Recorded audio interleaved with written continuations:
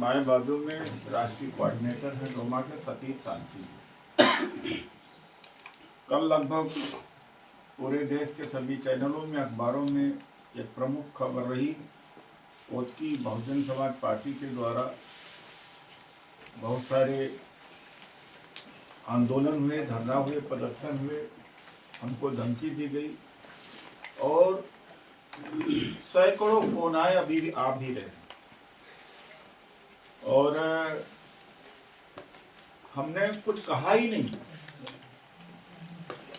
परसों press conference हुई जिसमें जस्टिस सभाजीत यादव थे।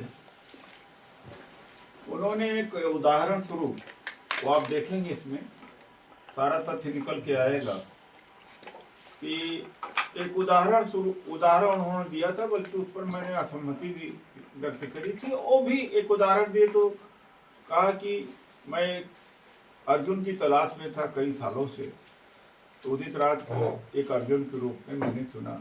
मैं जस्टर भाव या प्रतियोगिता की वजह से हमने कहा कि मैं आपका कृष्ण बन जाता हूँ। फिर उन्होंने कहा कि एक उदाहरण है।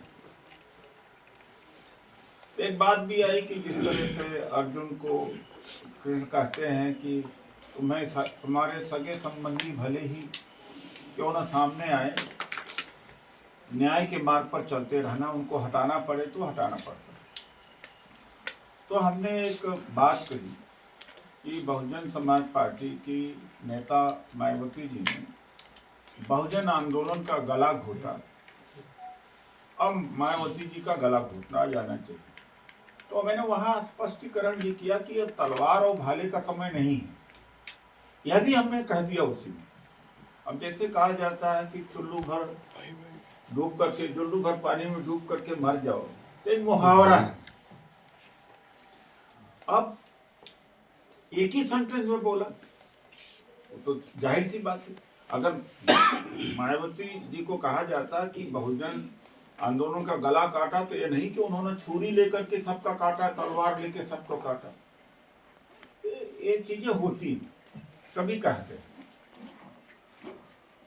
उसको हम यहाँ दिखाना चाहते जो मोड़ तोड़ मरोड़ करके पेश किया जाए।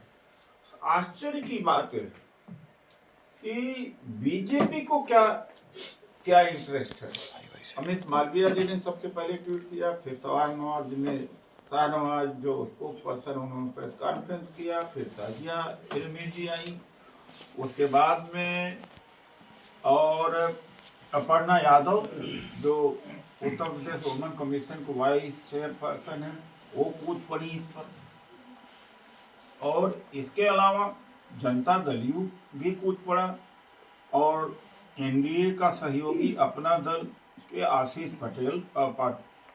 पटेल कूद पड़े। अरे भाई, ये मेरे और मायावती जी का सामाजिक स्तर का एक मतभेद है, उसमें बीजेपी एनडीए एलआई क्यों कूद पड़े। अरे कम से कम पढ़ तो लेना चाहिए कि क्या मैंने कहा।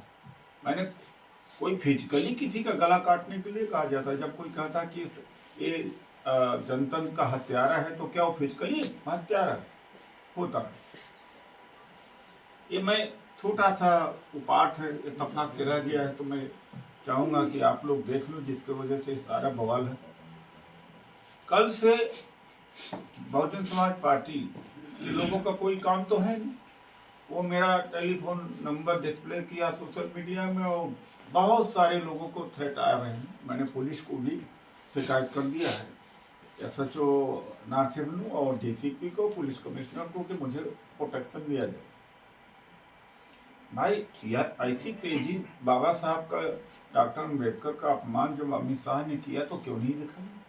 18 तारीख को संसद में बाबा साहब का अपमान होता है और बहुजन समाज पार्टी 24 को जाके प्रदर्शन थोड़ा बहुत करती है, तो तेजी तो वहां दिखाना चाहिए था। और इसमें मैंने यह भी कह दिया कि कांग्रेस का इसमें लेना देना नहीं है, क्योंकि 16 तारीख दलित, ओबीसी, माइनॉरिटी, आदिवासी की तरफ से सहकारिता भवन में प्रथम प्रादेशिक सम्मेलन था, जिसमें शाहिद अली जी को भी जाना था, नहीं जा पाए। साथी सांसी जी मेरे साथ गए थे। उसके उपरांत फिर हमने प्रेस कॉन्फ्रेंस किया। अच्छा, उसमें बहुजन समाज पार्टी के जो मूल रूप जो प्रमुख लोग थे राज बहादुर, जिन्होंने बहुजन समाज पार्टी को उत्तर प्रदेश में खड़ा किया था। डॉक्टर मसूद जो एक्स मंत्री थे और सैकड़ों बहुजन समाज पार्टी के लोग ही थे। अब सवाल इस बात का है कि जहां तो तेजी दिखाना चाहिए वहां तो तेजी नहीं दिखाती, तो पूरा आंदोलन बेच दिया। करोड़ों कार्यकर्ताओं का बलिदान इसमें लगा हुआ, तभी तो टिकट बेचा है, तभी तो ईडी सीबीआई के डर के साए में रहती हैं। ये यहाँ पर नारायणा में 25 गज की झोपड़ी में रहने वाली, जहाँ देखो वहीं प्रॉपर्टी है। ये किसकी प्रॉपर्टी है? बहुजन समाज ने दिया।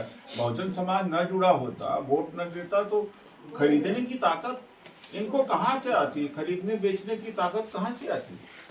उनके साथ क्रूरता से व्यवहार किया, मिलना दूर कर दिया और कोई लाभ नहीं दिया, अपमानित किया।